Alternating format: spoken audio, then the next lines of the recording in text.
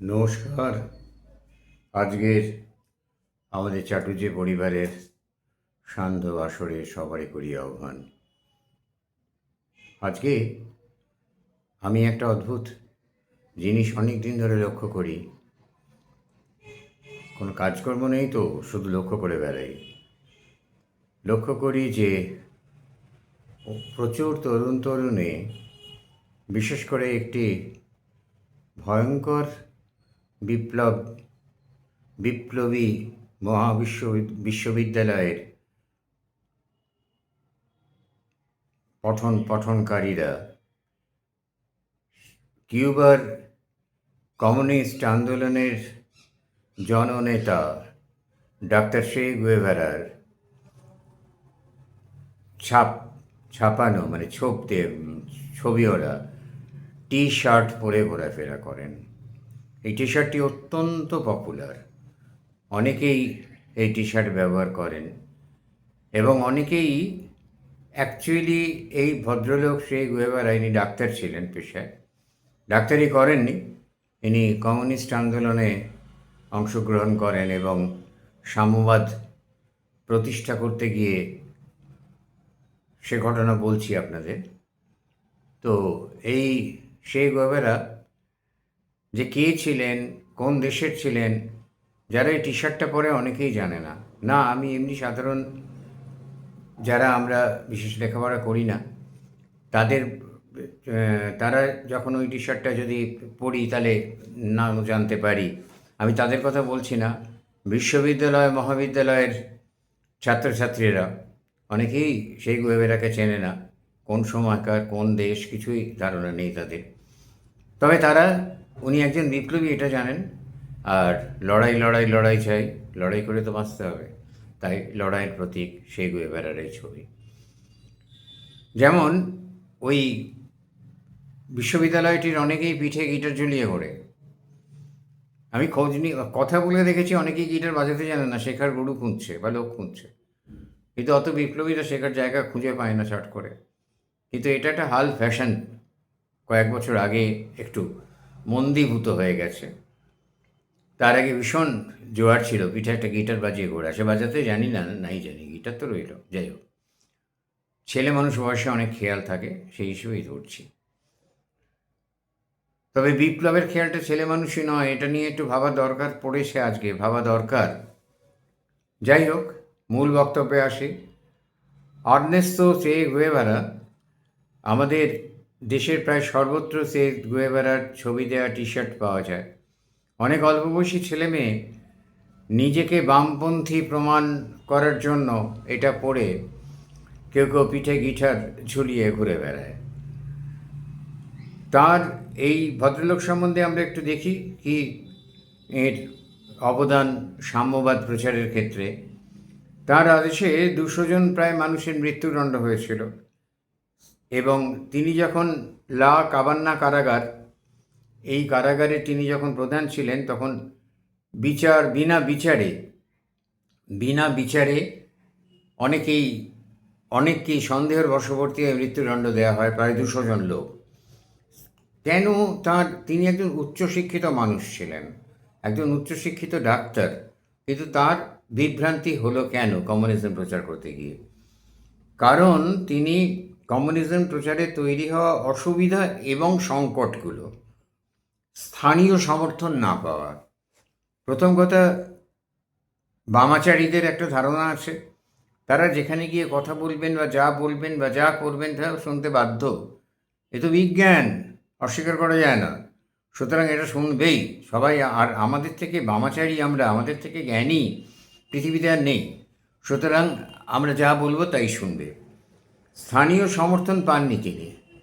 Congo ও বলিভিয়ার guerrilla যুদ্ধর সময় ইনি guerrilla যুদ্ধের পছন্দ পারতেনও করার সময় সে স্থানীয় মানুষের ভাষা এবং সংস্কৃতি কিছুই বুঝতেন না বা জানতেন না।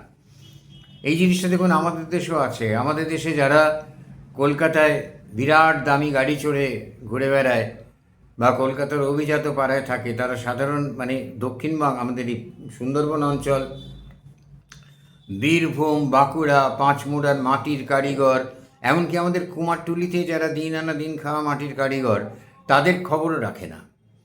এরা তাদের স্থানীয় সংস্কৃতি সম্বন্ধেও জানে না, খবরও রাখে না।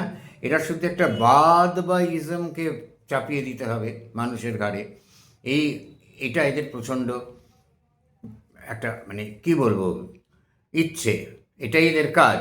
যার জন্য এত বছরেও বাংলার বাইরে ত্রিপুরা এসব কয়েকটা জায়গায় গেছে, 100 বছরের প্রাচীন এই নীতিটা স্থানীয় দল তাও তারা মুছে যাবার জায়গায়।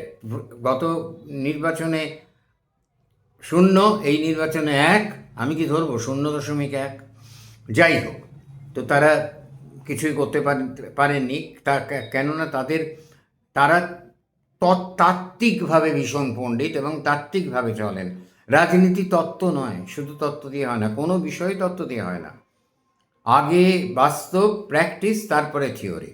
যাই হোক, আচ্ছা, তাদের মানসিকতা বুঝতে ব্যর্থ হন। আর এরা যারা এই অরণ্যচারী মানুষ, বলিভিয়া বা এর সাধারণ মানুষ যারা, এদের মানসিকতাটাই অন্যরকম। পৃথিবীর সর্বত্র বন্দুকের নল শক্তির উৎস হয় না, ফলে স্থানীয় জনসমর্থন বা সাহায্য তিনি পাননি। একেবারেই সে গুয়েভেরা পাননি। এটা অর্থনৈতিক অসঙ্গতি। কিউবার ব্যাংকে এই সময় তাকে কিউবার জাতীয় ব্যাংকের প্রেসিডেন্ট ও ন্যাশনাল ব্যাংকের প্রধান করা হয়েছিল, কিন্তু তার অতিরিক্ত কেন্দ্রীয় অবাস্তব অর্থনৈতিক সংস্কার কিউবার উৎপাদনে বড় ধরনের সমস্যা সংকট তৈরি করে। আরে সবই যদি অত সহজে হয়ে যেত, তাহলে আর এত গণ্ডগোল হতো না অর্থনীতি নিয়ে। তৈরি করে এবং অর্থনীতি ভেঙে পড়ে, আংশিক না, ভেঙেই পড়ে। এর পরেও তিনি স্ট্যালিনবাদী কঠোর নীতিতে বিশ্বাস করতেন, যা স্ট্যালিনবাদী কঠোর নীতি আন্তর্জাতিক বাম শিবিরেও রাজনৈতিক বিরোধ এবং জটিলতা সৃষ্টি করেছিল। স্ট্যালিনকে সবাই মেনে নিতে পারেননি। স্ট্যালিনের ওই হয় মরো নয় মারো এই নীতি সকলে মেনে নিতে পারে না, সম্ভব নয়। আরে আমাদের দেশের ভারতীয় বাঙালি 45 জন কমিউনিস্ট তখনকার দিনে, তার মধ্যে সরোজিনী নাইডু দাদা ছিলেন এবং অবনী মুখার্জি ছিলেন। এইসব বড় বড় কমিউনিস্ট লিডারদের লাইন দিয়ে দাঁড় করিয়ে স্ট্যালিন গুলি করে করে এক এক করে হত্যা করিয়েছিলেন তার বাহিনী দিয়ে। এই সমস্ত আজকের কচি কাঁচা বামপন্থী বামাচারী নেতা নেত্রী, যাদের গলার শির ফুলিয়ে চেঁচান, অনেকেই জানেন না। এরপরে এই যে অসম্ভব একটা অবস্থা তৈরি হলো, সশস্ত্র বিপ্লবী তিনি বিশ্বাস করতেন মুক্তির পথ। হ্যাঁ, অহিংস হয়ে কিছু পাওয়া যায় না, সেটা যেমন ঠিক, তেমনি সহিংস হয়ে সবসময় কিছু পেতে হবে তার কোনো মানে নেই। মধ্যপন্থাও হয়, মধ্যপন্থাটা অবশ্য কমিউনিজমে বিশ্ববৎ পরিত্যাজ্য। আর কিন্তু সবসময় এক্সট্রিমে যেতে হবে, এক্সট্রিমিস্ট, লাল, এক্সট্রিম কালার। লাল রঙটা যারা চায়নার পালবার্কের লেখা, ব্রিটিশ লেখিকা, সুতরাং ইংরেজি ভাষাভাষী লেখিকা, সুতরাং বিরাট হতে পারে, মতদ্বৈত হতে পারে। তার লেখা গুড আর্থ যারা পড়েছেন, তারা দেখবেন যে এই কমিউনিজম আসার অনেক আগে, যখন ওখানে সাম্রাজ্য চলে, তখন সেই সময় লাল দৌড়ে বলে বিশাল একটা ডাকাত দলের সৃষ্টি হয়েছিল, যাদের কোটের ভেতরে 1.5 হাত লম্বা একটা লাল দড়ি আর একটা লাল ঢেলা লুকিয়ে রাখত।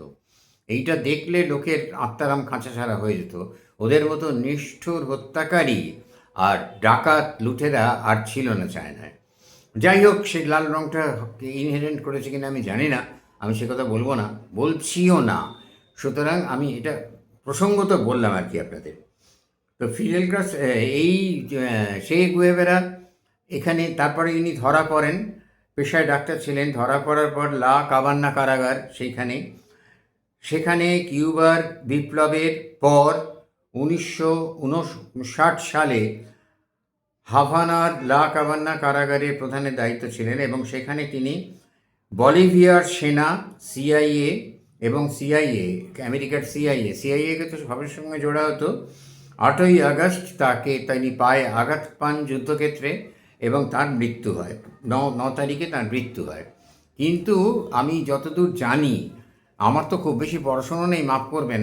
আমি যতদূর জানি যে এই ভদ্রলোকের হাতে পায়ে আগে গুলি করে গুলিবিদ্ধ করা হয়েছিল, এইটা প্রমাণ করার জন্য যে যুদ্ধক্ষেত্রে তার মৃত্যু হয়েছে। লাক আবান্নায় যে মৃত্যুদণ্ড দেওয়া হয়েছে, এটা চায়নি বলিভিয়ার সরকার তখন, ওরা কিউবার সরকার তখন চায়নি এটা মানুষের কাছে আসুক। কিন্তু তবু সব ইতিহাস তো চাপা থাকে না, সবই প্রকাশ পায়। চাপা নেই আমাদের মরিচঝাঁপি, চাপা নেই আমাদের সাঁইবাড়ি, এগুলোতে চাপার যথেষ্ট চেষ্টা হয়েছে, কিন্তু চাপা তো নেই, ইতিহাস চাপা থাকে না। তো চে গুয়েভারার এই পোশাক, এই গেঞ্জি পরে যারা ঘোরেন, তারা অবশ্যই তাদের রক্ত গরম, তারা এখন বিরাটভাবে চাইছেন বিজ্ঞান। সুতরাং এটা এই বামপন্থা, বামাচার কখনো ব্যর্থ হতে পারে না, কখনো মিথ্যা হতে পারে না, সব সত্যি কথা। কিন্তু তারা তো অনেক শিক্ষিত। এই বিশ্ববিদ্যালয়ে যখন পড়ছেন তখন কেউ ইঞ্জিনিয়ার, কেউ হয়তো প্রিন্টিং টেকনোলজি নিয়ে পড়ছেন, কেউ কম্পারেটিভ লিটারেচার, বিশ্ববিদ্যালয়ে যা যা পড়ানো হয়। তাদের আমি অনুরোধ করব, একেবারে মানে যাকে মানে মিনতি করে বলবো, বিশ্ব বামপন্থার ইতিহাসটা একটু দেখুন। দেখুন কেন চীনকে ডেকে আনতে হলো আমেরিকার পুতুল তৈরির কোম্পানিকে, কেন তাদের ডেকে আনতে হলো, কেন রাশিয়া টুকরো টুকরো হয়ে গেল। এটা একটু ভেবে দেখতে অনুরোধ করব, বুঝে দেখতে, পড়ে দেখতে অনুরোধ করব। নমস্কার।